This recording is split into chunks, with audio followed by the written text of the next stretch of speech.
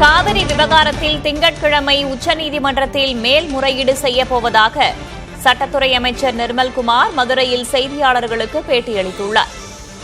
சட்டமன்றத்தில் தீர்மானம் நிறைவேற்றப்பட்ட பிறகு எதற்கு அனைத்துக் கட்சி கூட்டம் என்று அவர் கேள்வி எழுப்பியும் உள்ளார்.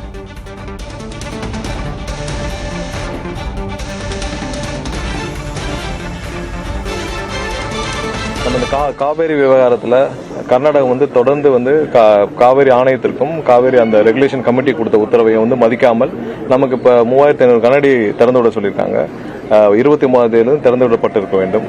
எதுவுமே செய்யவில்லை. அவங்க காவேரி அவருடைய முதல்வரும் தமிழகத்துக்கு எதிராக பேசி வருகிறார். ஸோ இந்த நேரத்தில் வருகிற திங்கட்கிழமை நாளை மறுநாள் தமிழக அரசு சார்பாக முதல்வரின் உத்தரவு பேரில் முதல்வர் கொடுத்த அறிவுரையின் பேரில் திங்கட்கிழமை உச்சநீதிமன்றத்தில் வழக்கு தாக்கல் செய்யப்பட உள்ளது. ஏன்னா இந்த 3500 கனஅடின்னு பார்த்தீங்கன்னா நமக்கு ஒரு 4.5 டிஎம்சி தான். அது இல்லாமல் கடந்த 2 மாதங்களாக நமக்கு வர வேண்டிய அதாவது மொத்த ஃப்ளோவில் நம்ம ஒரு ரெப்போ டேட்டா வச்சு பார்த்தீங்கன்னா நமக்கு வர வேண்டிய மொத்த ஃப்ளோவில் நமக்கு மேலும் ஒரு 17 டிஎம்சி நமக்கு வர வேண்டிய தண்ணி இருக்கு. இது அனைத்திற்கும் சேர்த்து திங்கட்கிழமை உச்சநீதிமன்றத்தில் வழக்கு தாக்கல் செய்யப்பட உள்ளது.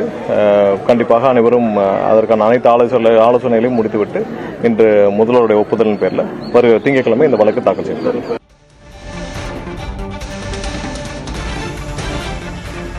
காவிரி விவகாரத்தில் திங்கட்கிழமை உச்சநீதிமன்றத்தில் மேல்முறையீடு செய்கிறோம் என்று அமைச்சர் நிர்மல்குமார் மதுரையில் செய்தியாளர்களிடம் பேசியுள்ளார்.